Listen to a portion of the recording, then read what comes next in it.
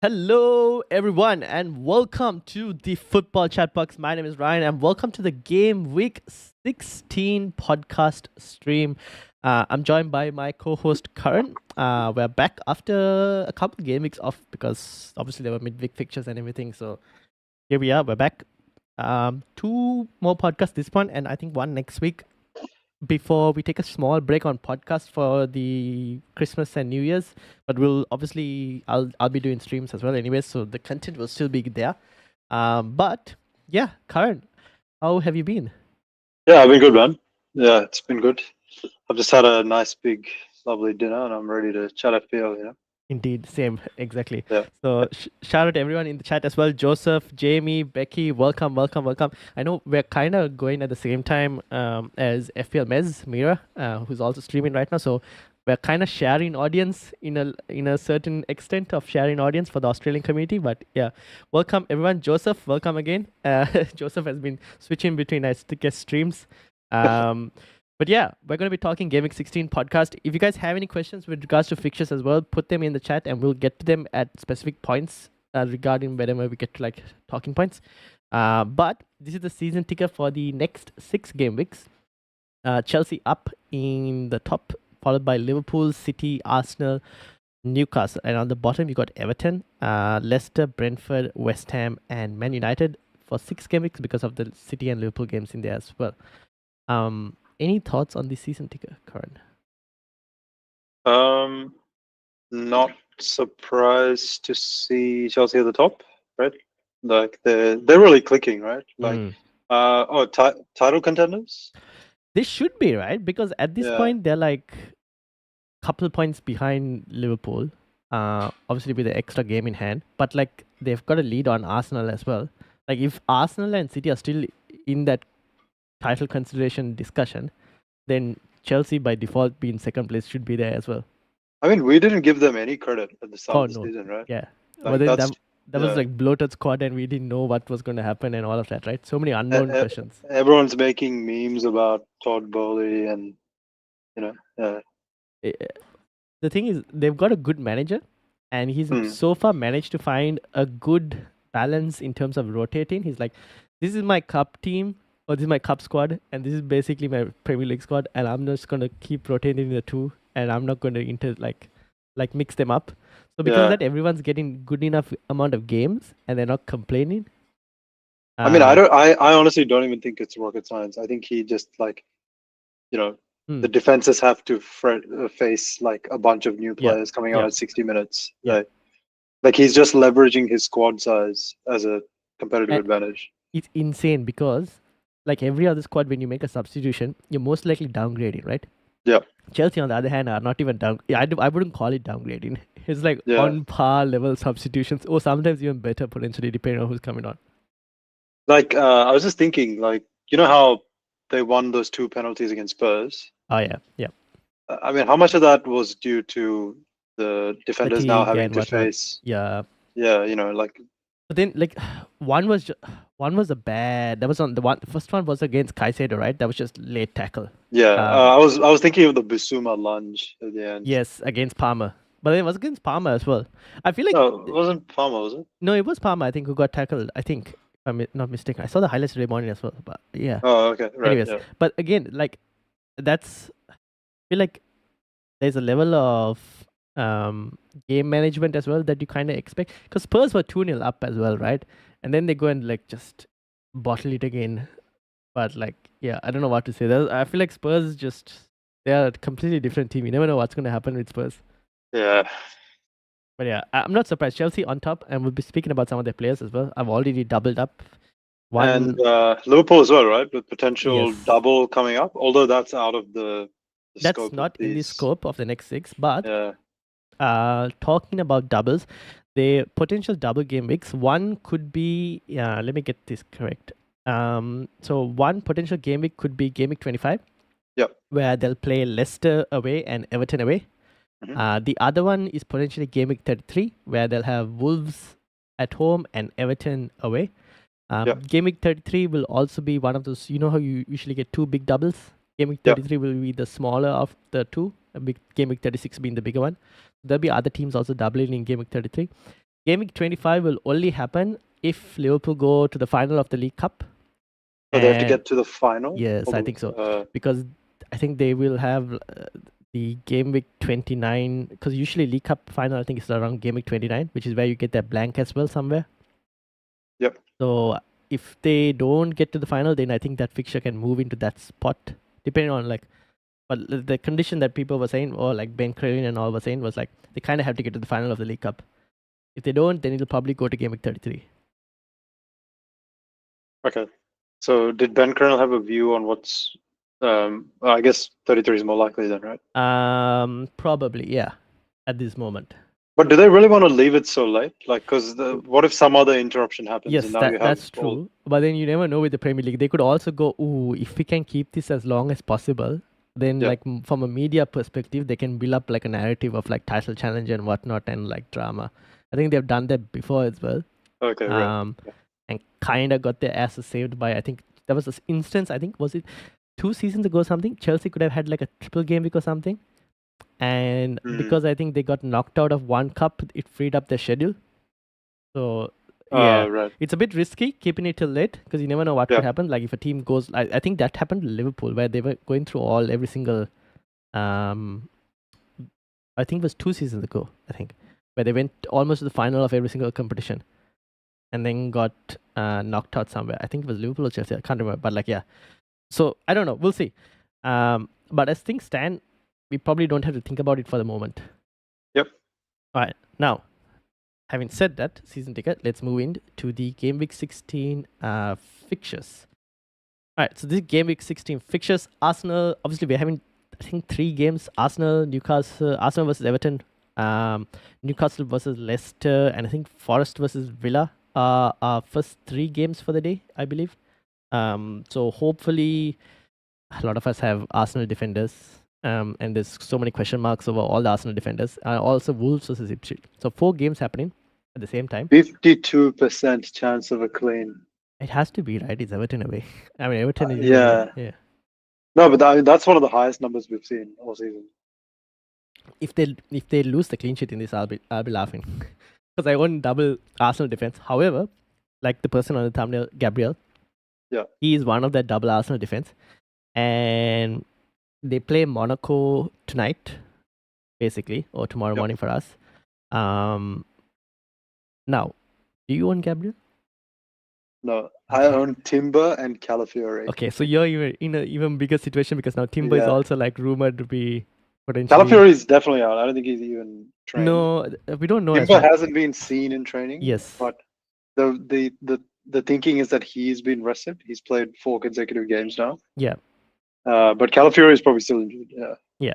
Now, let's assume for all 3, if you don't see them in the Arsenal squad against Monaco, and it's not like Arteta is going to be telling us any information, right?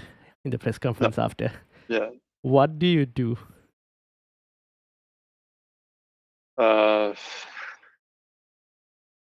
I don't know. I think for Timber, there's a strong chance he's just being rested. Calafiori, I would assume, still injured. So, yeah, I don't know. I don't know, to be honest. It's so much. Yeah, it's quite a lot of money tied up as well. Yeah, that's the thing.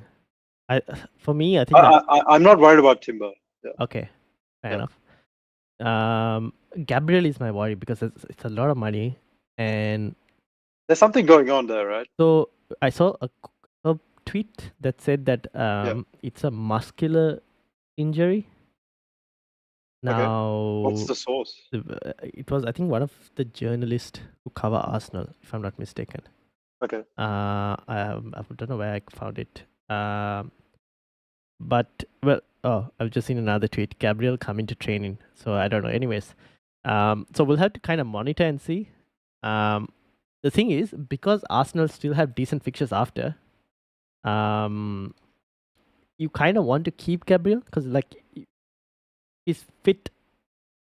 You know, I read a something that sounded credible. Yeah. Right, but there's not a good source that it's likely a concussion injury, and if it's a concussion injury, they need to disclose that.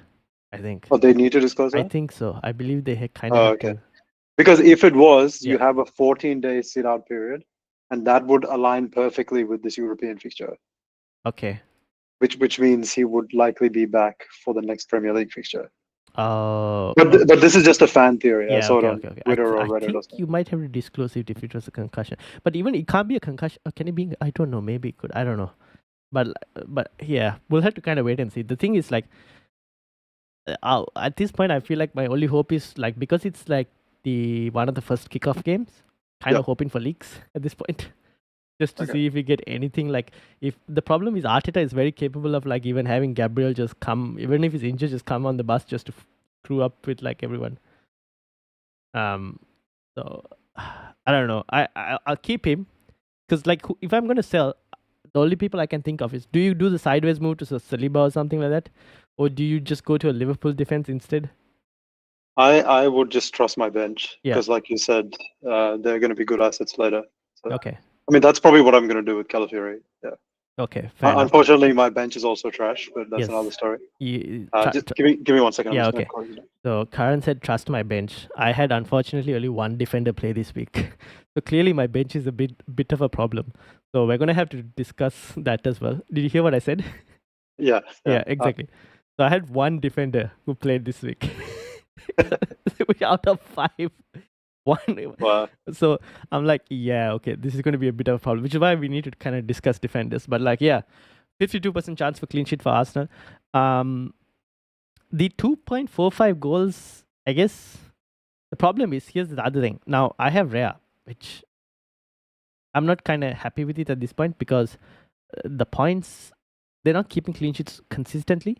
And the other situation is the points are mostly going to the defenders more than Rhea at this point. Because the defenders are getting like set piece goals and whatnot. And because of his price tag, I'm like, this guy, is he even worth it? He's become like a 2 or 6 point a goalkeeper at this point. So I just can't transfer him out because the next couple fixtures are decent. So at least for the next 3 game weeks, I'll keep him, and then after that, I might potentially do a goalkeeper transfer because I'm not impressed. Yep. And then I think Saka is probably the only attacker from Arsenal. Yeah, are we considering Havertz?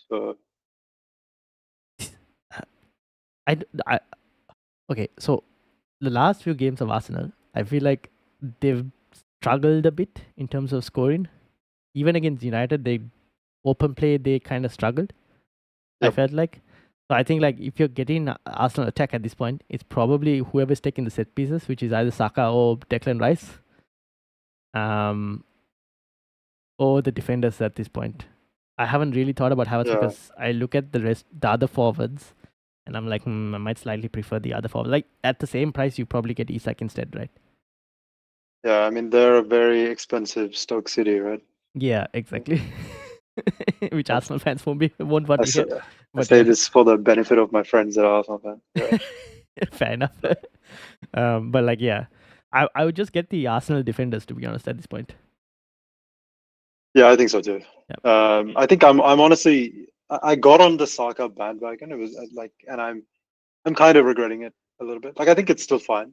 Yeah, true. I'm also like, oh, they really need to get on Saka. I got him after the West Ham run as well, which I missed that 18-pointer. But I'm like, okay, it's fine because like the points will come from the set pieces at least if he takes one of the corners where they score from. So it's fine. I'm not getting rid or anything, but I kind of wish there was room to be creative and go a little bit. Yes, that's true. But if I had to, in any situation, if I had to pick one of the 3 premiums between him, Salah, and Palmer to get rid of, he'll be the first one to get rid of. Yeah, without a doubt. Yeah. Because I feel like the explosiveness is not there with Saka consistently. Like. But we're also being small sample size. True. He could turn it up. Yeah. True. Fair enough. All right. So that's Arsenal versus Everton. I'm not going to add anything on Everton, to be honest. No. Yeah, I have Mikalenko. That's all. And at this point. Oh, Ashley Young, man. Oh, okay. Ashley Young. Ashley Young has been doing well. He's what the 3rd top scoring defender in the game. He's been doing really well. Maybe I'll go to him like once Everton's fixtures change again. But I've got Mikalenko, and he kind of needs to go, but not this week because I have defenders who don't even play. So Mikalenko will stay on my bench at least as like if I need someone to come off the bench. But like eventually he has to go because the next set of fixtures for Everton are horrible. Yep. All right, moving on. Liverpool versus Fulham. Now, obviously Liverpool with the break, And now they go against Fulham. Fulham are missing Bassi as a suspension, so that's going to be a bit of a problem for Fulham's defense. 2.55 over here. I guess let's talk captaincy as well. Salah, is he the standout? Or Chelsea, who have 2.75 here, would Palmer be an option, both at home? Yeah, I think it's pretty close. Why don't we? Why don't we cover that when we get to the Chelsea game? Okay. Because I think it's a whole discussion in itself. All right. But Bassi is out. Yeah. He's like the big guy in their backline. Right? Yep. Okay. Interesting. I wonder if Van Dijk might dominate the set pieces. Okay, good that you brought up Van Dijk because a lot of people are looking for Liverpool defense as options. I've owned Trent before, haven't been too impressed because of his price tag and like slight rotation at times, which has been a bit of a pain. And also like, I guess I owned him for a duration from wildcard 6 to like up to that Southampton game where he got injured and didn't play. And then I sold him after because that entire stint of duration, it just wasn't worth it. I felt like I was bleeding rank at that point, to be honest, because nothing was happening. Is Connor Bradley fully available? Let's check. Let's check if he played today. Maybe the chat might be able to tell us if Connor Bradley is available. But let me see if he was in the squad. No, he wasn't in the squad. He wasn't in the squad today. Okay. But he is like a problem, right? Because he can potentially obviously play as well as a replacement. Now, obviously, Tsimikas is out. So Robertson at the moment is kind of fine for his spot. Now, Van Dijk is that goal threat. Gomez started for Liverpool today against Girona. But obviously, we saw he get hooked off earlier than Kwanzaa last week. For me, Gomez is not an option because Kwanzaa could get the odd game. Yeah. Fair enough. So who do you go for Liverpool defense? If you wanted to go for Liverpool defense, I think it's Trent or Van Dijk. I guess Robertson is an option. Like he hasn't seemed. He's the cheapest out of that lot. Oh, and Alisson is back as well. So I guess that also needs to be. Alisson's an option. Yeah, he's gone down in price a little bit as well. So if you wanted to get out of Raya that's kind of sideways this game week. Yeah, this week maybe not because like Arsenal's fixture is good. It's a luxury transfer, but I would definitely prefer owning Alisson over Raya. Yeah, fair enough. So Liverpool defenders, I guess. Does Van Dijk have? He hasn't been rotated. Yeah, I mean, I'm sure he's a good pick, but I'm trying to quantify his goal threat compared to like a Gabriel. He's come close to a couple times of scoring when I watched Liverpool games. Yeah. Obviously, Arsenal are different beasts because their set pieces. It's just that the precision in terms of how they take their set pieces is just insane. Van Dijk is what 6.3. 6.3. Let me see. I think it was 6.2. It might have gone up. Van Dijk is at 6.4. Yeah. So and Gabriel's what 6.3. 6.2. Yeah, so how can you justify 6.4 Van Dijk when Gabriel? You still go like the Arsenal defenders. Even like Saliba at 6.2, you go Arsenal defense. Yeah. But then the question is like Trent, who is like an extra 7 million option. Can you justify like expensive premium defense when like the bonus points works the way it is when you lose the clean sheet and all of that? I think you can easily justify the Trent over Van Dijk because of the attacking threat. I think so. Yeah. Okay. Yeah. I mean, he got 2 assists in his like little cameo. Last week, right? Yeah. That's what he's capable of. Yes, that's the problem. Does this rumor that he might go to Real Madrid? Does that even have legs? Is that a fan rumor? Like it could be a fan rumor. I've seen like a recent like information about like they're working on contracts for all 3 players. Yep. So we'll have to kind of wait and see a bit more. Does that impact like? No, it shouldn't. I don't think so. It hasn't impacted Salah. Salah has played like every game like it's his last game at this point. Yeah. So I don't think it has impacted Salah. Trent, I don't know. Trent is a different story. It might potentially impact him. You never know, right? He's a slightly more. I don't know. When I compare him to Van Dijk, because Van Dijk and Salah are way more experienced players. They probably just like don't fuss about it too much. So I don't know, but yeah. I don't think we should worry too much about that for FPL wise, I guess. At least it's still too early, probably, to worry about it, I guess. Yeah. I was just checking Conor Bradley's injury status. Okay, so he got like a somewhat serious hamstring injury on like Recently. the first of December. Yeah. So he might not be available fully. He's probably out for a few weeks at least. Yeah. Right. So Trent is okay then. The thing is, Kwanzaa played right back the last game, right? That's the thing. Yep. So there's also that as a possibility, which I was a bit shocked, but that was there as well. That could be more rotation than anything, and giving Trent a break. But yeah. Yeah. I mean that makes Trent a little bit better. Yeah. Yeah, fair enough. Fulham, on the other hand, they've been doing well. They're still a really good defensive team, though. Yep. But Bassey's injury could be a bit of a problem in terms of keeping a clean sheet compared to how like they did against Arsenal. That could impact a bit more. But they're still a pretty good team.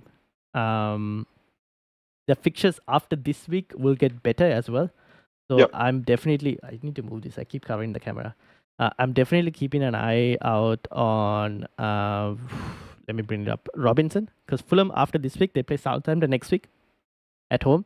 Chelsea after that, then they got Bournemouth, Ipswich, and West Ham. So it's not too bad. And I don't mind looking to get Robinson back because we're talking about like defenders who are. Alex has stepped up. But anyways, we're looking at defenders who will perform. And he's someone I kind of feel like I can trust.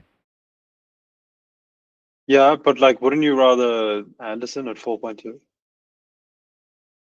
Maybe, but then like it's the same thing with like if you compare. Okay, this is like comparing like Van Dijk versus Trent, but at a lower price range. Yeah, except you're in like the bargain bin. Yeah, exactly. I'm like shopping at a Aldi's compared to shopping at a Woolies or a Coles, but like exactly. Yeah, they have good fixtures. Yeah. I think I'm more interested in Jimenez, I guess. Yeah, because that's like a way out from Cunha at some point. What are your thoughts on the Jimenez Muniz rotation? Who's first choice? I still think who's going to get the would be okay first choice. Muniz got to start not this game week with the one before. Right? Yeah, but like Jimenez, I think should be still fine. The thing is, their attack, it's not too bad. Not clicking. I guess Combe in the chat, if he's here, he's a Fulham fan, so he'll be able to let us know.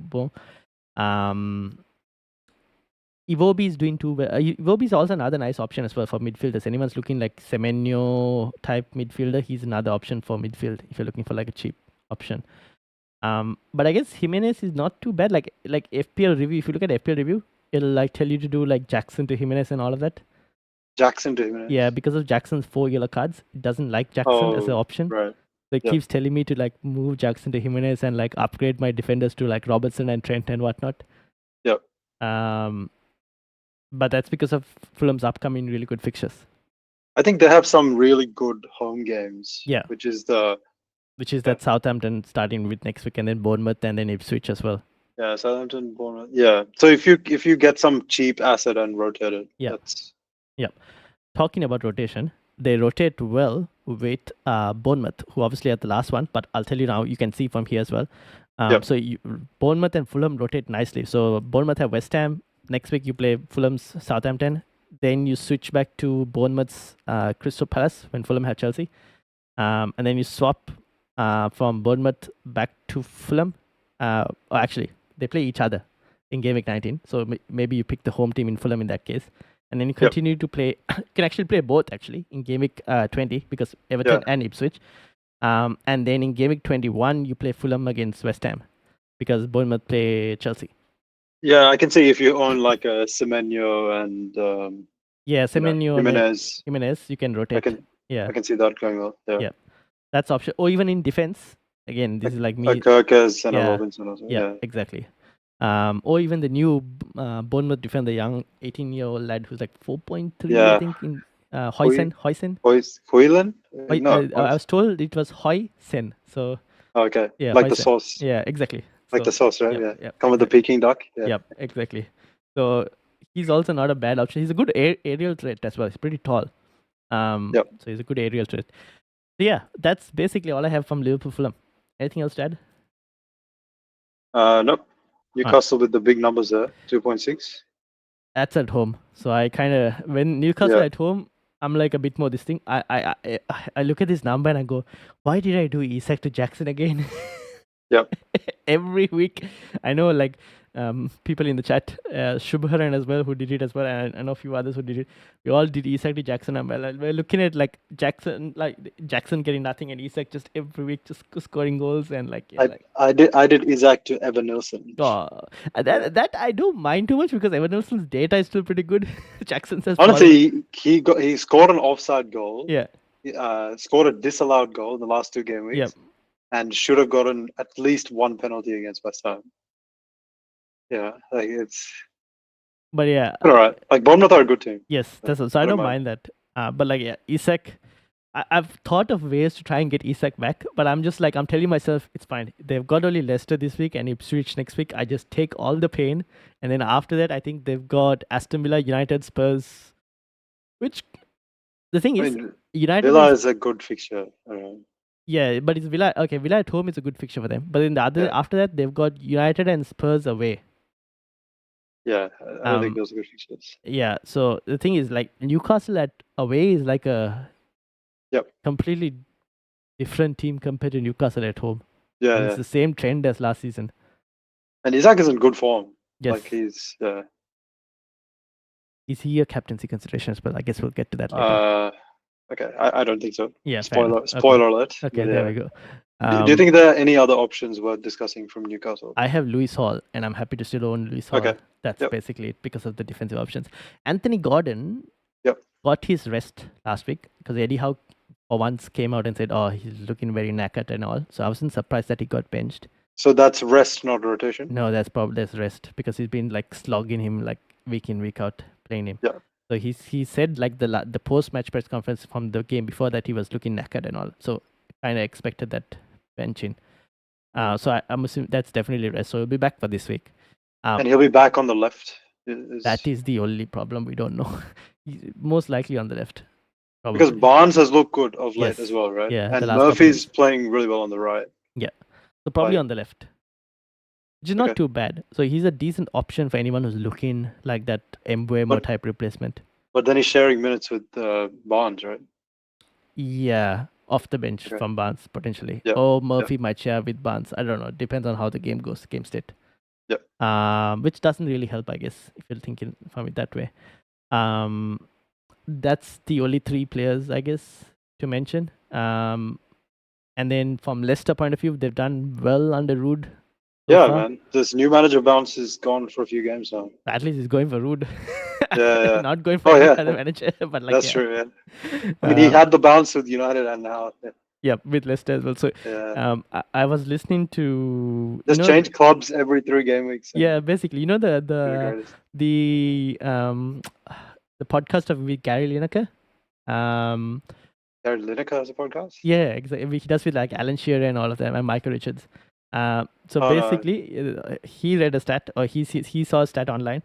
There have only been 2 managers who've been sacked this season, and both have been replaced by Van Nistelrooy. Oh, right. He's coming for your jobs. Yeah. I know, exactly. And it's doing well so far. Yeah. But I still expect them to get better this week. Potentially. Yeah, sure. Yeah. But I'm hoping this 42% clean sheet actually happens because I have Lewis Hall and I need him. Yeah, this guy Bonanotte has been He's good. He's good for Leicester this season. He's been really good. And him and Jamie Vardy, obviously. But like, yeah, that's it. Yep. All right. Wolves versus Ipswich. Now, Wolves have 2 more good games versus Ipswich and Leicester. They've kind of fallen off the cliff as well. I guess you was it Game Week 13 when you were here and you mentioned that Cunha can't keep up this like world class worldies. Yeah, and then what did I do after that? I benched him for a 16-pointer. That's what I did. I mean, he's overperforming, but like we've always said, last couple of games he hasn't performed. Yeah, but like we've always said, that's what form looks like. Yeah, right? Yeah. However, probably expect them to win this game. Now, he will play. At home, they attack relentlessly. Yeah. Right? And so far, Nuri also hasn't been suspended, so he'll be available as well. Yep. Strand Larsen, though, that could be a bit of an issue for anyone who has Strand Larsen because his minutes are not as safe anymore. I think he got like a 61-minute substitution last week.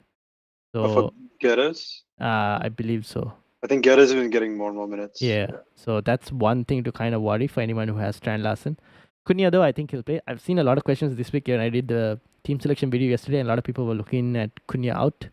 There were various options of like Joe Pedro. I think people were looking to try and get Isak as well. Near to Isak. I think unless you can go Cunha to Isak in one move, I probably wouldn't this week. Okay. Right? Yeah, fair enough. Because it's at home, right? Wolves at home as well. You kind of have to give them that. If I could do Cunha to Isak for free, yeah, with one transfer, then I think I would do it. Yeah. Okay. Yeah, fair enough. Ipswich, on the other hand, my biggest problem is Greaves has become an 4 million option that is not viable anymore after his injury. And for some crazy reason, Kieran McKenna doesn't want to have centre backs on his bench, which is absurd, but he doesn't play centre backs on his bench. I've heard a lot about this. Oh, it's actually true. So he prefers to rotate rather than sub. Yes. Right? Yes. Okay. Which is not great. Well, in one way, you probably are okay because then your player is not going to play at all. But then at the same time, when you need him, he's not available. So it's a bit of a problem, like this week. So because if he's having to play, then you're having a bad game week. Yeah, exactly. That's true. But I needed him this week and he didn't show up. I think I kind of have to get rid of him as well. This is where the Hoysen shout comes in at 4.3. Slightly more expensive, but not as much expensive. Yep. So yeah, that's all I'll have to add on Ipswich. The fixtures aren't the best, I believe. Ipswich, no, Wolves, terrible. Newcastle, Arsenal, Chelsea, Fulham. Right? Yeah, they're not going to keep a clean sheet, guys. So I'd want to look to remove. Anything else to add? No. I think we've covered all the fantasy relevant points. All right, cool. Moving on. Forest versus Aston Villa. Forest at home. Chris Wood still scoring goals. This is a true 50-50 according to the betting odds. Yes. It probably will be actually. Yeah. Because Aston Villa had a tough game in Europe. 1-3-2 though. With Ross Barkley coming off the bench and scoring. Man, Villa are just getting absolutely, they're just knackered every week. Yeah. So this is what happens to teams without a deep squad that play Champions League. And there was also, I saw some information about Watkins potentially having picked up an injury. So keep an eye out for that because that could mean that he might miss this game. We'll have to kind of wait and see. Which could hopefully mean that, yeah, maybe, potentially. Which could mean that Rodgers then is probably on pens, potentially. I don't know. Is there any evidence that Rodgers is this pen taker? No, but because only Watkins has taken the last one, and he didn't look great in that one as well, to be honest, the one he took. Watkins can't take a pen to No, he was relieved it went in as well. I'll tell you that from his reaction. But won't it be Tielemans? Oh, that's I'm sure it would be. Oh, okay, yeah. Yeah, I don't know. We'll have to wait and see. Okay, so if Watkins is injured and Tielemans is not playing, then Rodgers might take a pen.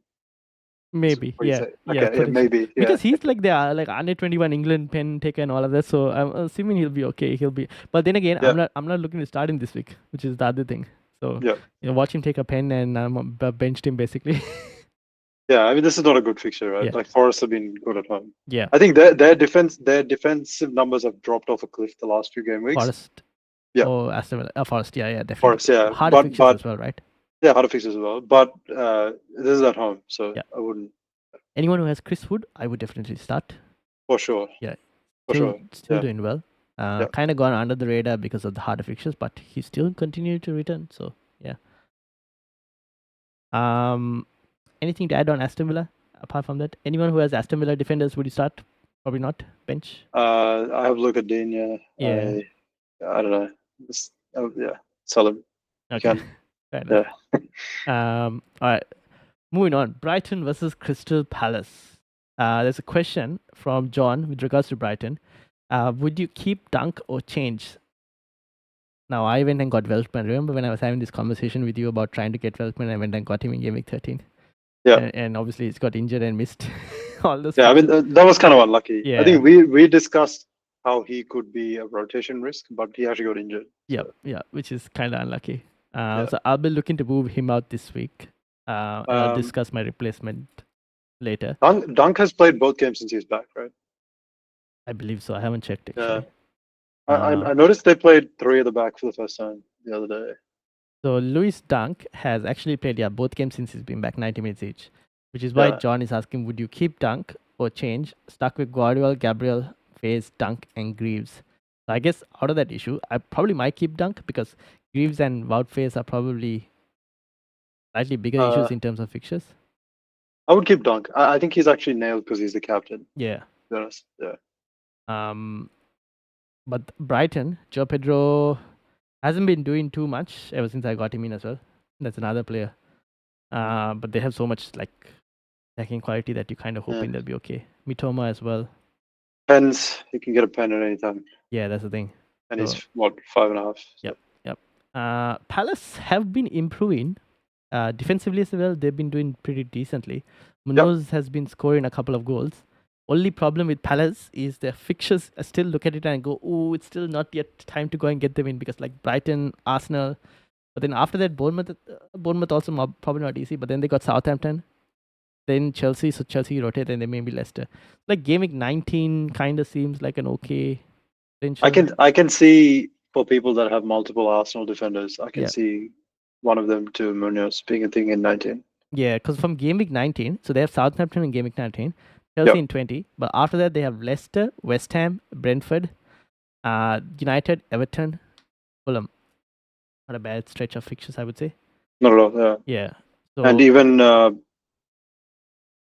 Eze? Like a Semenyo to Eze. Yeah, that could actually be on the cards as well. Not only Semenyo to Eze, even the 7 million, Jared Bowen, Gordon, if anyone has that. Boemo, if you still have it. Yeah, exactly. All to Eze could be on the cards then. Even Mateta could be on the cards as well at that time. So kind of want to watch. Saka, if he hasn't done anything by then. Oh yeah, that's also very possible if Haaland starts scoring again eventually. Yeah. He might need the money again. Yeah. So I hope they become an option because I think we've formed a bit of a template. So it'd be nice to switch that up. And we're kind of struggling to get out of it now because kind of too strong. Yeah, it's very strong. Yeah. Yep. So yeah, that's Brighton Palace. Any other Brighton attackers worth talking about? I think the Mitoma, we talked about him in the last pod, right? Yes, we talked about Mitoma before as well. He's still a decent option. I mean, he keeps getting minutes. Yeah. He's kind of semi-nailed, right? Yeah. The others are obviously slightly more rotation.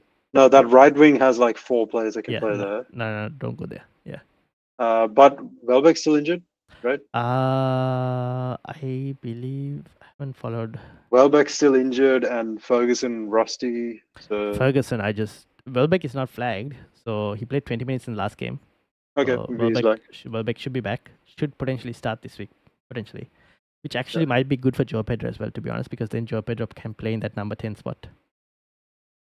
I don't know where he's better as an FPL asset, to be honest. I think even when he plays striker, he seems to drop completely deep. Joe Pedro, fair enough. But at least there's someone to play off with in terms of Welbeck. Yeah, I think Welbeck makes more sense for him because someone staying up front when he drops. Yeah, exactly. So we'll see. Hopefully, Joe Pedro some returns this week. I think Estepinian's probably an option. It's just an awkward price point. Yes, it's an awkward price point. Yeah, and their fixtures are about to get slightly worse because they have Crystal Palace, West Ham, and Brentford. Not too bad, but then after that they have Aston Villa, Arsenal as well. Ipswich after that. I mean, it's not too bad to be honest. If you're looking for but like you said, it's that 5 million price point. It's quite awkward. 5.1 million. So it's bit expensive. If this was it's getting close to Estepinian of last couple seasons where he's very attacking. I don't think he's close, to be honest. He was really in the box before. Yeah. So but now he's at best he swings a few crosses in. Okay, fair enough. All right, now big game. The Manchester derby. Yeah. How do you see this? How do you see this going? Personally. Forget that you saw those numbers. The numbers wouldn't matter. Honestly, I don't know how. How do you see it going? Yeah. I feel like it's more closer than the numbers suggest. Okay. Because I don't know what United team will turn up. Okay. And I still think City are there to get at. Yeah. Yeah, I agree with that.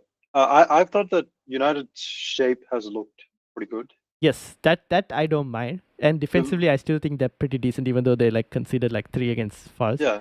I also think the attack has improved more, where I can rely on them scoring goals. Except they didn't score against Arsenal, but I still believe they're capable of scoring goals. I disagree with that. Like I thought the attack has looked pretty average in all the games. See, I'm comparing with Ten Hag. Under Ten Hag, I had no hope of anything in terms of attack. Yeah, but under Ten Hag, they would like, throw the kitchen sink at teams. True, but they So, still like, wouldn't score. That's yeah, the problem. yeah. Now at least I feel like there's an option. Like they're capable, but the patterns of play are still not there I see the patterns of play forming for the attack or for the defense. just to like sort of keep the ball. Oh, okay, that And I think that's the but like that's the first step, right? Like, yeah. And then I think it's possible that City can get caught on the counter or something like that. But this is how we'll have to play. Yes. Yeah, but like a well worked goal, yeah, I don't know. I find that tough. I don't think we're there yet. Yeah. No, I don't think we're there. We're gonna have to hit them on the counter, but I think City are there to get at. I don't think a 0-0 is unreasonable. No, it's possible. Our defense isn't that bad, even though we considered 3 last. Yeah, look, that was 3 shots. That was honestly like a lot of things went wrong. Like, yes, I mean, yeah. Like Onana's been our best player this season. Yeah. The worst game. Yeah. The one thing I'm worried is set pieces, and for anyone who has Guardiola, I'd probably start in this game. Simple. The solution is simple. He plays Maguire. I hope he plays Maguire. I hope he plays Maguire, but I don't know. Yeah. I'm sure he will. Maguire has looked better than Dilic. Yeah. I'd actually play both Maguire and Dilic just for the height, to be honest, and just like bench Martinez at this point. Martinez has been bad, right? Yeah. Since his injury, he hasn't looked that great. I don't know if he's still like carrying something or what, but if fitness allows, I would play Shaw on the left. If he's fit, I don't think he's fit. He's put out like a post saying that he's like huge setback and whatnot. So I'm assuming he's out. Then I think Martinez will play, and I think probably Maguire and Mazraoui will play. Okay, that doesn't sound impressive for height. That's the problem. Yeah. Sure. But I think someone has to deal with Haaland, so probably might have to play Maguire because of that.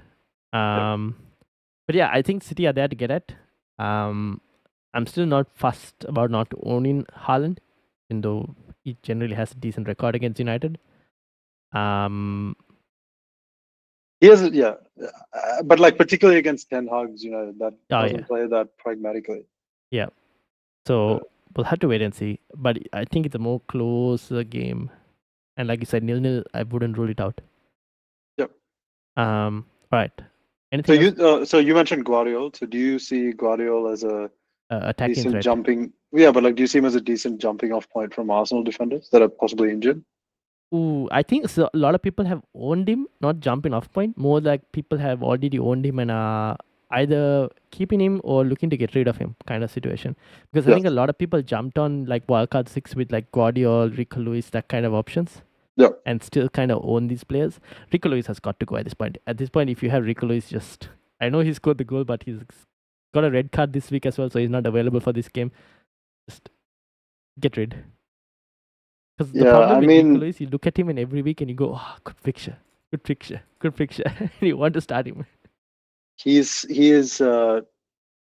very bad at defending. Yeah. Like he's actually so bad at defending that he's forced to concede a yellow every game. Yeah. Like he has to lunge because he like can't get the ball. He was the reason they considered one of the goals, right? Because he slipped, I believe. Was the Crystal Palace game? Was this another game?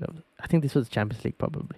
Honestly, he's been at fault multiple times. Yeah. So I'd probably sell.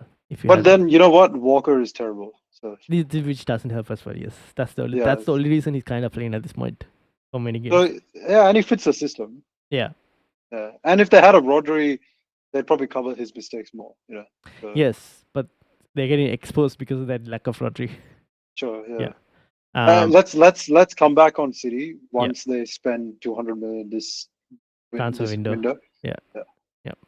All right. And then United, obviously, I sold Garnacho. I know, okay, and happy with it, not too worried. Anyone who's looking, because after this, they have a decent run of fixtures. Would you look to get any United players? Honestly, you tell me who, because it seems like he is trying every single possible combination. He's just rotating. He's just churning Yeah, out rotation, and rotation, even rotation. Bruno can get a 60-minute sub. Yeah, we got like a 75-minute sub when the game was still in. Exactly. So Yeah.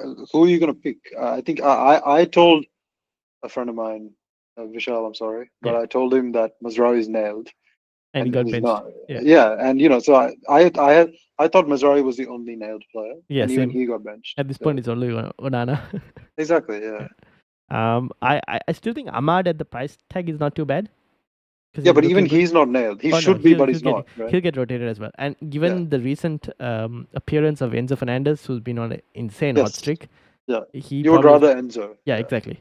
So I Oh, probably look, Ahmad has more upside, in my opinion. yeah, he does, but the minutes are not the problem, which is the issue. So I probably he would be the only one because of the price tag that I don't mind it. The rest I would just avoid until this whole rotation things. I don't know when it'll end, but yeah, I think if Bruno clicks, I will look at him again. if he clicks, he's Yeah, I playing mean, like centre mid, cam. yeah, but you know what? Sentiment's not that bad for him, especially this Yeah, particular sentiment. Like yeah. he still has fair amount He's of still gold. getting decent amount of points though. He's been getting points. Yeah. Yeah, but like yeah, I understand.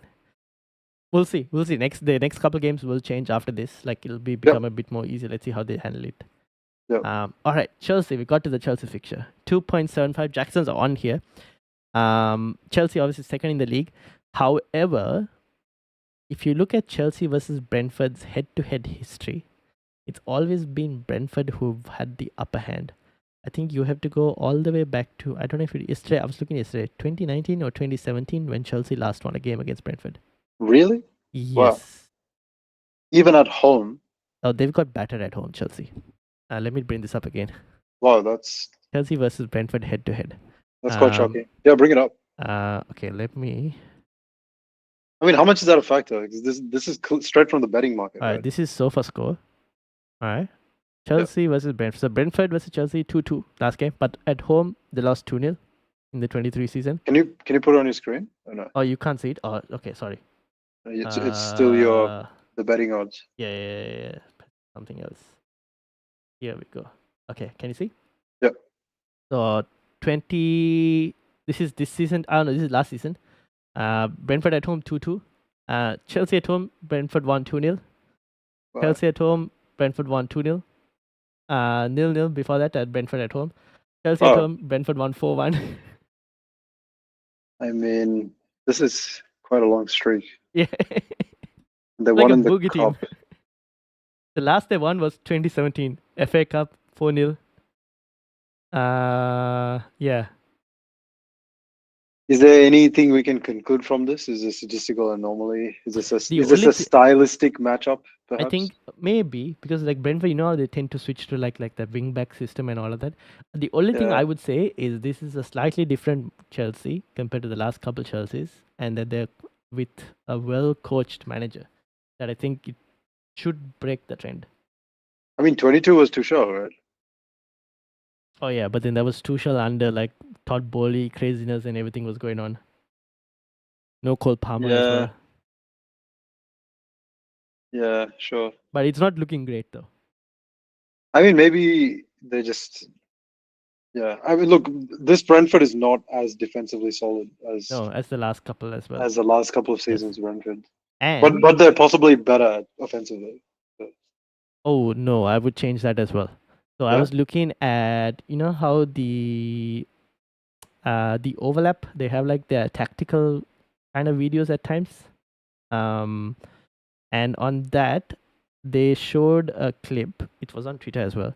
Brentford are the second worst team away from home.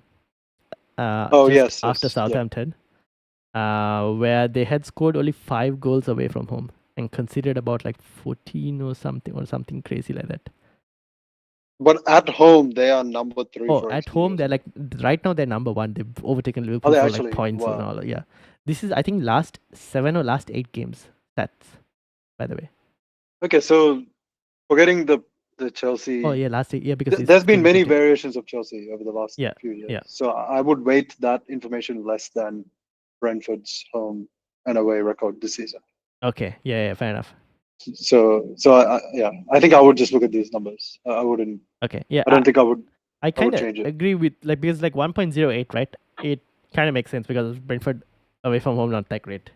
So this is kind of where I'm also looking at you know how I was talking about defenders and looking for defender replacements and Veltman as an option to get rid of. One of the players that I'm looking at is Levi Colwill for Chelsea's upcoming run of fixtures being really good. I mean, he got a random benching there, right? He did. That was the midweek fixture. So I won't be surprised if that happens again in game week 18. Yeah. But the fixtures in the long run are still so good that I feel like at least a couple clean sheets they should keep somewhere or the other. Would you consider Cucurella? Ooh, I think my budget. Yeah, I was looking at a three move situation where every week. So I was looking at Levi Colwill this week for Veltman. Next week I was looking at a Mikalenko to Robinson. Yeah. And then the other week I was thinking of Greaves to a Hoysen, which left me with so you need the 0.5. Yeah, which left me 0.2 in the bank after all of that. So I'm on thin budget, which is the problem.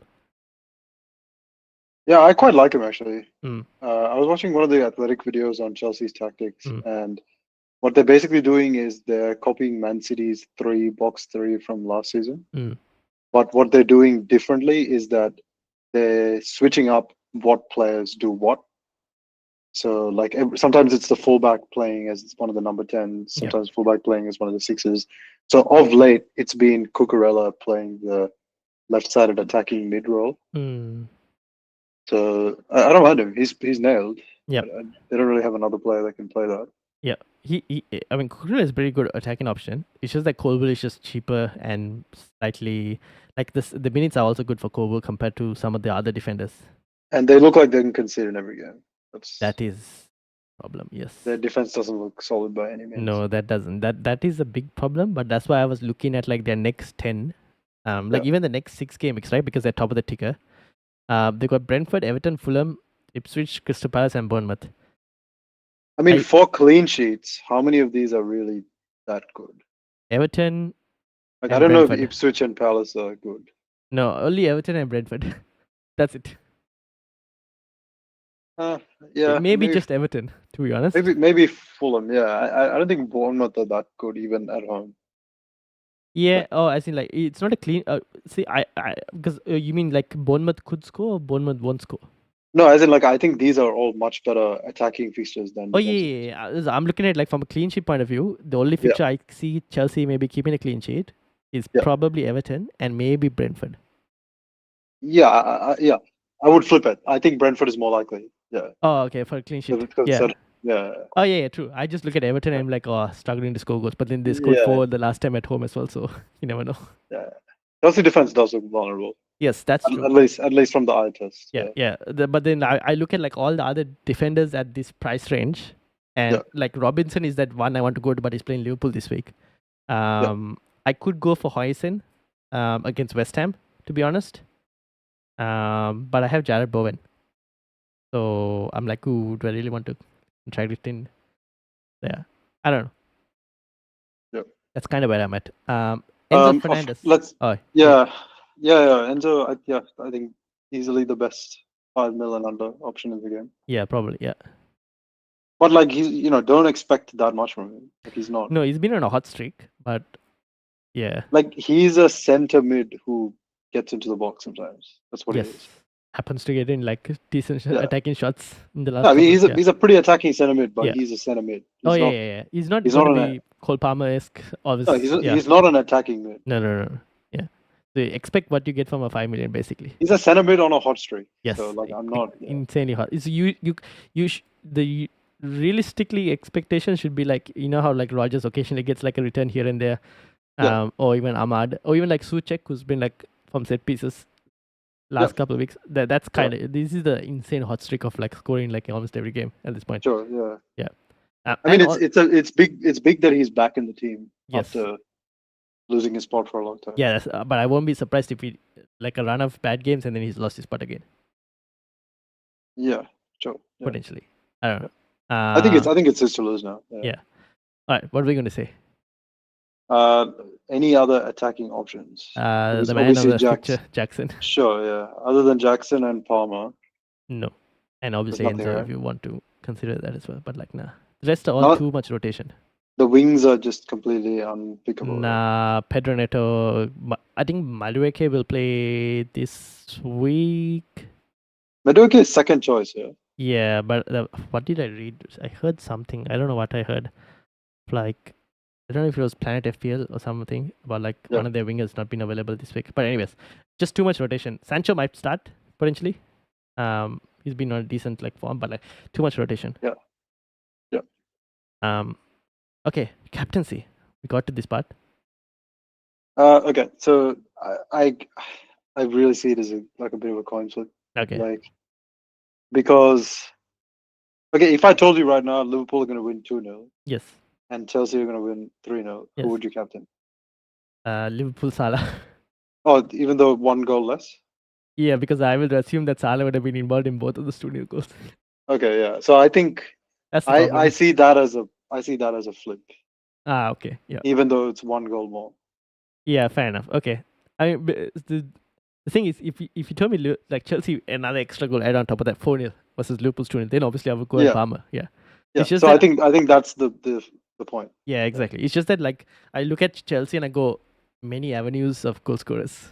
Yeah, but then like they're just gonna swap out that whole attack at 60 minutes and then that's the only problem. Running at tired defenders, he's just gonna get a pen. Yeah, that's true. That's true. Yeah. The thing is, I don't know. Like last couple of weeks, I've gone differential captains and it's burned me twice. Now, like I went with Palmer, like when Salah went and scored 18. Last week I went with Saka and then Palmer went and scored 18. Yeah. Now this week, if I was to go Palmer again and Salah goes and scores, Salah probably won't score. Why don't you tell me what you're doing so I can do the opposite? Let's do that. I was gonna put it on Salah. Yeah. Okay. Palmer. Yeah, that's that. But like, if I want to be differential, right, at this point, then I probably go and put it on Palmer. Yeah, this is why I didn't like the Isaac captaincy when you have two clear options. Yeah, fair enough. No, like it's too much of a punt when these guys. Isaac is definitely third on this. The thing is, if Bassi wasn't out for Fulham, I think Palmer leads it even more because Fulham are a good defensive team, right? They're not like pushovers or anything. Yeah. Yeah. I think this is very like circumspect analysis, but it seems like Salah gets so many of his points at the death. Like he just and I think that matters if the game state is still in the balance. Is still in the balance. Which could be in this game though. So then maybe I'm thinking, okay, is it likely that this game is going to go down to the wire or something? Yeah, so then that kind of leans towards like because it's possible, right? Fulham no pushovers or anything. And Liverpool, honestly, like their defense just shipped 3 goals. Yes. Against a not great attack. Yeah. So. And they won what? So Salah scored yesterday for the game against who did they play? I don't remember who they played, but they won 1-0 in that one. Yeah, they played Atlanta, I think. Yeah, they play Atlanta. Okay, Atlanta not an easy team as well, to be honest. They've been very good this season. Sorry, was it Atlanta or Girona? Sorry, no, Girona was. it was Girona. It was Girona. Oh, they played Girona. Okay. They played Girona. Yeah. Okay. Atlanta. Who played Atlanta? I don't remember. But like, yeah. Oh, it was Real Madrid that played Atlanta. That was a hard. Yeah. Okay, that's not easy fiction. Yeah. And Salah scored a pen. Yeah. So that's all. So. And he played 90 minutes, but he got a rest before. Yes, basically. So it should be fine for this week. Yeah. Tough one. I might even flip a coin. But I might go differential and go Palmer as well. It's going to go to the wire for me. Yeah. And I genuinely might flip a coin. Fair enough. All right. I can't see it being too bad either way. But like it's also an opportunity to. Yeah, but I've thought of opportunities last 2 weeks and yeah, it's been seen red. But maybe I might actually differential again and go Palmer. I don't know. We'll see. It's good. I actually like it when it comes down to the wire like this. Two very good options, and then it's just like a fair enough. Maximum pain. Yep. Or maximum gain. Like, that's been basically my last 2 game weeks. It's very engaging. It makes you very keen to watch. The thing is, I've kept it on the correct captaincy and then switched it on the deadline stream. And every time I did that last week. Yeah. I had it on Palmer and I switched to Saka. Same. I did the same thing for the last 2 weeks. Both of But them. I think that one, honestly, in hindsight, it is with the benefit. Like, in hindsight, shouldn't have done it was not a good decision. No, it was like I should have like Fulham again. I should have gone Fulham at home. Maybe not the best of situations. No, as in like Arsenal's attack. I Yes, gave them much credit. the thing is, I probably like maybe because it was off the United game as well, which didn't help. That probably like I saw them scores that many goals. I was like, yeah, it's gonna be one of those games. Yeah, and I thought maybe that Tottenham would get their shit together. That's the thing, right? Like they started off well. Tottenham started off well. Like 2 penalties is just a joke at this point. That was that Bissouma one was so irritating. You can't be. I'm like he's running out of the box. Yeah. Why do you go and push him? Unnecessary. So, like he's literally leaving the box. And he's like, So that's kind of what I'm a bit like. Maybe shouldn't look at Palmer's 18 point as like a. I don't know, but he's very. The thing is, both of these players are very explosive. That's the only problem. You can make lots of arguments for each. At this point, it's a coin flip, like I said. I think we can make all the arguments, but it's just going to end up as a coin flip. Yeah. All right. All right. Southampton versus. I think new pieces of information are good because it might help us arbitrate between the two. And so far, what is the only new piece of information? It's that Passy is injured. Yes. Right? That's it. Yeah. And Chelsea are sending like youngsters for their Europa League conference game, so it doesn't matter. Yeah, but we knew that anyway. Yeah. So if we get anything new, then it might change. But okay, all right, we'll wait and see what happens. Also, but I guess Alisson being back for Liverpool kind of helps as well. But like, but that's probably a defensive. I mean, look, you can argue that the game state won't be in the balance. Oh yeah, the true. Defense is better or something. I don't know. Yeah, fair enough. All right. I don't know how to factor that in. Yeah. Okay. All right, let's move to the next one. Southampton versus Spurs.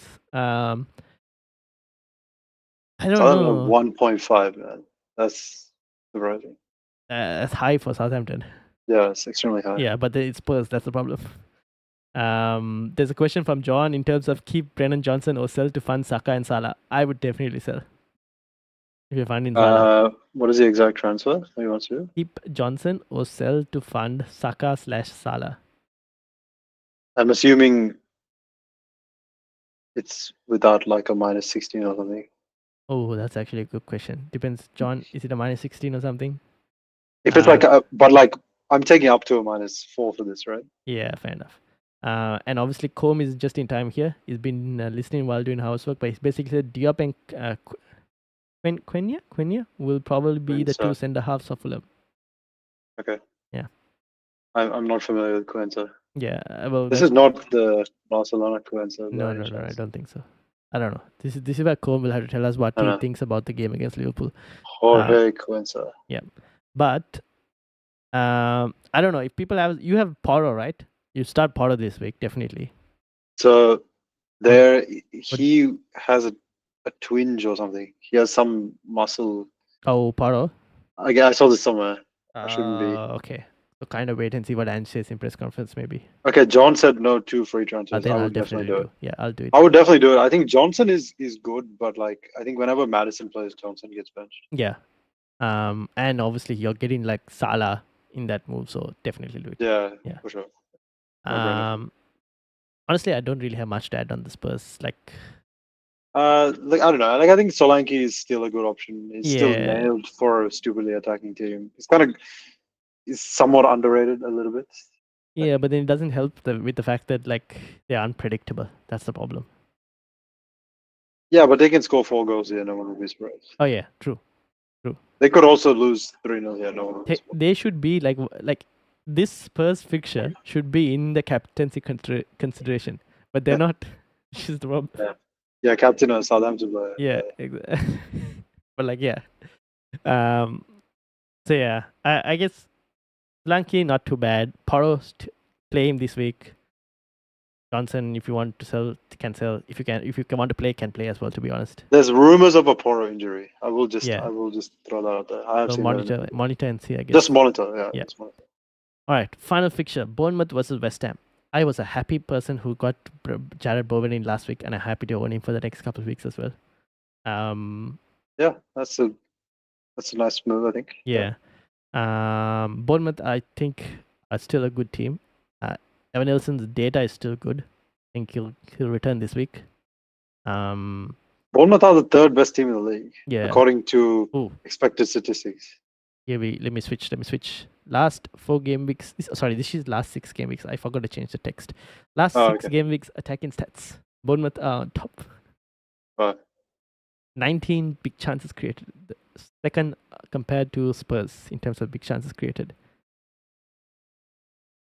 But significantly underperforming. Minus 4.55. Jesus Christ. Yeah. Oh, hopefully Evan Nelson will convert some of them. I have Semenyo and Evan Nelson. Yeah. And honestly, I think Semenyo's form has slightly worsened. He's playing also like I haven't watched Bournemouth after tell, but he's been playing like wing back or something. No, not wing back. He's on the wing. He was playing like more of a. He's played striker and number 10 this season and wing. Yeah. So he was more of a number 10 before. And then when Everton was coming in, he was a striker then. So. Okay. All right. But Kluivert's in getting in the team. Yeah. Right? He's got pens. If Kluivert doesn't play, probably Evan Nelson has pens. Should go, even though he missed the one before that, but he should go to him. Yeah, but he's gonna be like the star striker now. Yeah. And like I mentioned, defensive options. Kirkes is a good option. Yeah. Very very attacking on the left. Yeah, and obviously that if you're looking for budget option, Huysen at 4.2 or 4.3 million. But like Are you getting a commission, Ryan? You've like tried to sell this guy 6 times. To be honest, people have been asking me for like budget options in the last couple of weeks. This is my head at this point. It's like a default answer. This is a market manipulation. That's what this is. I don't even own him. Maybe I should own him. Insider trading. Manipulation. From a West Ham point of view, Bowen and only Bowen. If you like Suchek, Kudus has really good underlying stats. He does. He almost came close to obviously an offside goal, the last one again the last game. But like not a bad option as well. And Suchek looks back in form, right? Suchek has been like occasionally getting like these goals. Like I keep recommending him for people who ask like budget options, like when they are looking for like these budget enablers. And I keep bringing up Suchek's name as well. It's like one of those options. But yeah, I still think West Ham decent. If you have West Ham assets, keep like for the next 3, Bournemouth, Brighton, and Southampton. After that, I guess you probably sell. I don't know. Liverpool, City. So Antonio has had a somewhat bad car crash, right? Yes. He might be out for some time. I don't know what's the status of that though at the moment. No, it sounds quite serious. Okay. It sucks with him. Yeah. So he might not even play the rest of the season. Who knows? Potentially. Yeah, I guess FPL wise that means what Ings and Fulkrug competes for up front. Bowen in the false 9. Maybe, but I don't know. Hard to tell. Yeah. But maybe Ings and Fulkrug, but I still prefer Bowen out of those. Oh, they had Bowen up front last game, and the game before that they had Ings up front. Yeah. And Fulkrug at the end. Yeah. So it's hard to tell. Yep. All right, that's basically it. Anything else to add? Data. No. This is captaincy matrix, obviously, for game week 16. Maybe. Is there a game week here where Haaland can punish you? Oh, that's in. I think that was game week. Was that game week 19? 14? No, not 14. Game week. It was game week 19. Was it? No. There was a game week in here somewhere. It's game week 20. Right. Where Palmer has Palace, Salah is United. Salah is United at home though. That's not that bad. Yeah, true. And Haaland is West Ham at home. Yeah, okay. That's probably potentially the earliest. I mean, nobody wants to have Son, so yeah. But Salah still has a good fixture. I would say. Yeah, that's the thing. Yeah, that's the only one. All right, so last 4 game weeks attack. Bournemouth, Chelsea, Liverpool, Villa, top 4. At the bottom, you got United, Fulham, Southampton, and Ipswich. So the top 3 here are pretty close together, and then there's some daylight. Yeah. Between 3 and 4. Yeah, except for the fact that I guess when you look at the delta, Bournemouth and Aston Villa definitely should be scoring more. Yeah, that'll equalize in the long run. Yeah. Right. Yep. I'm just looking at the minutes per XG. Yeah. And then defense. This is last 6 game weeks, by the way. I know the text says 4 game weeks. I haven't changed it, but like last 6 game weeks. I'm looking last 6 game weeks because now we're in the December schedule, so we're getting like midweek fixtures and whatnot. So yeah. Wow, Everton are so much higher than I thought they would be. Yes. Sean Dyche. Continue. Didn't they ship 4 goals? They scored 3 4 games. goals. Yeah, but they also lost 4-0 to United 3 or 4 games ago. Yeah. Right? That's in this sample, and they're still second. Yeah. That's so crazy. It's probably not like high XG enough to this thing. Yeah, sure. Yeah. Which is why United are in the bottom. Yeah. In attack. So yeah. Sure. Yeah. Not surprised. Bournemouth 3rd. But look at this. United are 4th. Yes, United's defense is high. This is what I was telling you. Their shape looks good. They're keeping the ball. And that's like step 1 to defending, right? Yeah. Like, I don't mind United's defense, to be honest, as an option. Newcastle up there, but I think Newcastle should be taken with a pinch of salt in terms of home versus away. Sure, yeah. And then Fulham up there as well, which is why I think like Fulham is no pushovers, but Bassey injury could be a problem. Yep. City at the bottom, along with Spurs and Southampton and West Ham, which is why... Wow. Spurs are still below City. That's insane. Which is why I'm telling you, City can be got it. Wow. So yeah, and then Chelsea also down there. So I'm like, yeah, kind of makes sense. But here I am looking to try and get Colville in. But maybe I should just go for a Bournemouth defender, to be honest. But it's against West Ham, and I have Bowen, so that's why I don't want to like. I mean, you hedge your bets, right? Yeah, fair enough. But I expect West Ham to kind of score. That's the kind of thing. But yeah. All right. Last 4. I mean, it's important. It's important to remember that those are a function of fixtures. Yeah, true. Like it's not just this is last 6 game weeks in terms of forwards. Watkins up there. So Haaland, Evan Nilsson, Solanke, Liam Delap, and then at the bottom you got Cunha, whose numbers have dropped. Wolves in general, the numbers. His numbers were always low. Yeah, but it's just even lower. When he scored 16 points, he had 0.3 XGI. Yeah, like he's. So we're hoping for like a worldie this week. He's scoring, but he is scoring them. Yeah. Jamie Vardy's is low, but then that's because of the lack of minutes. But he's still coming and doing well off the bench. Joe Pedro is low, man. Yes, Joe Pedro has kind of dropped as well, along with Jackson as well. Jackson has dropped quite a bit as well, to be honest. Yeah, Jackson dropped a lot. Yes, but Jackson's like touches in the penalty area is still pretty high, 34, which is like 3rd highest, alongside Isak. I mean, if the XG is low and touches in the penalty area is high, what does that mean? He's not taking shots. But why is he touching the ball then? Is he cutting it back? Is probably, or like fumbling. Yeah, I don't know. Or maybe they're finding him in wider spots. Maybe, could be. Also, we need to add that he's like 1 game sample missing in this compared to the others. Yeah. Because he was benched for 1. But then you could say the same thing for like Gakpo and Liverpool and all of that. So yeah, anyways. And Joe Pedro is a couple of penalties from rocketing up this thing. Oh, yes, that's the thing. Yep. Midfielders, last 6 game weeks. Palmer, slightly ahead of Salah. Kluivert there because of the penalties, to be honest. Salah's ahead on the minutes, though. Yes, Salah is ahead on the minutes.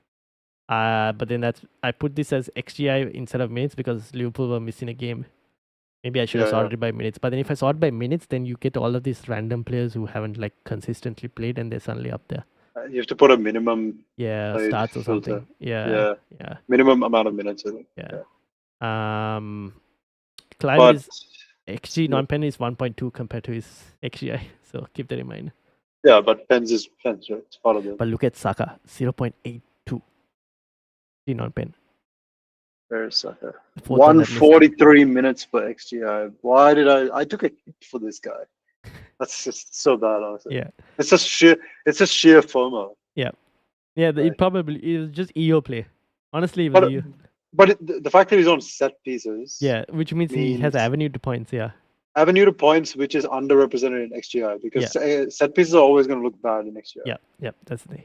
So that is one saving grace. Yeah. But God, 143 for a almost 10 million asset is insane. Yeah, it's not good. Yeah. But 6 big chances created though. The most tied with Sun, whereas everyone else is like 2, 3, 1. So yeah, that's the thing. All right, and then Sade is the Brentford guy who keeps scoring like. Yeah.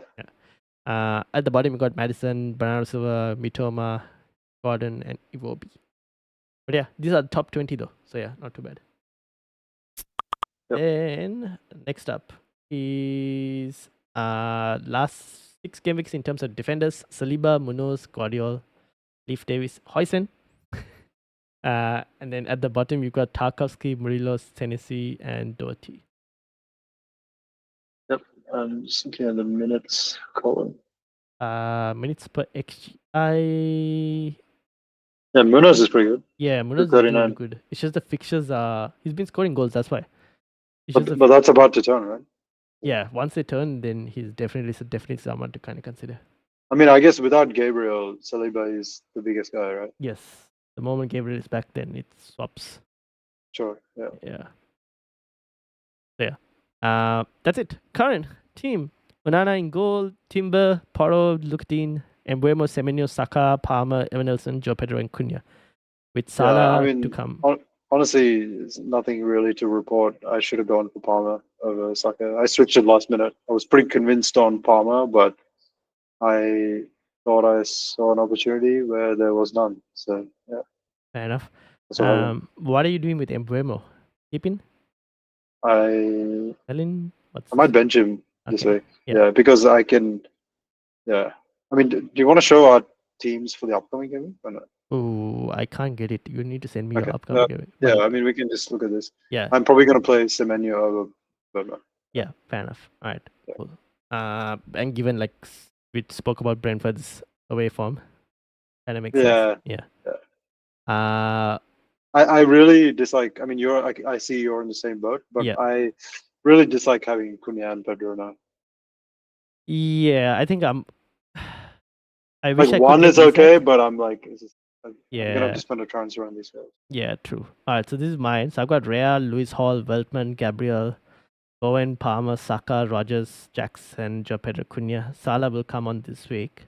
Rogers will go to the bench. Still play a 3-4-3. As you can see, I had only one defender who played in Lewis Hall. So Veltman will, I think, at this moment switch to Colwell. Yep. And that will triple me up on Chelsea as well. And you're keeping Gabriel? And I'll keep Gabriel. Yeah. And hope he starts. Because I feel like, I don't know, like... Because if he's back next week, right, then I kind of want him anyways. So I feel like there's no point in selling for the moment until we know if he's out, how long he's out for. But Arteta's not going to tell that. And then I guess next week I'll do like Mikalenko to Robinson, to bring Robinson in as well. That's the plan. I don't see me changing this attack for the next couple of weeks. Just had to ride it out. Yeah, I mean, your entire defense needs an overhaul. Oh, yeah, that's the thing. So that'll have to change in the next couple of weeks, Yeah, that's basically it. That's it. Yeah. Cool. All right. Cool. Thank you to those who have been listening and watching. Make sure to hit the like button as well. Hit that subscribe button as well. Any questions from anyone, do let us know. Put it in the comments. And I'll definitely answer it. Anything else to add? No, thank you to everyone for watching. All right. We will see you. I'll see you guys all on Saturday for the deadline stream. And obviously, for anyone who lives in Sydney, there is a FPL Meets next Wednesday. So if you are interested, let me know and I'll let you know where it is. Having said all of that, we will see you all on Saturday. Peace out, everyone. See you, everyone.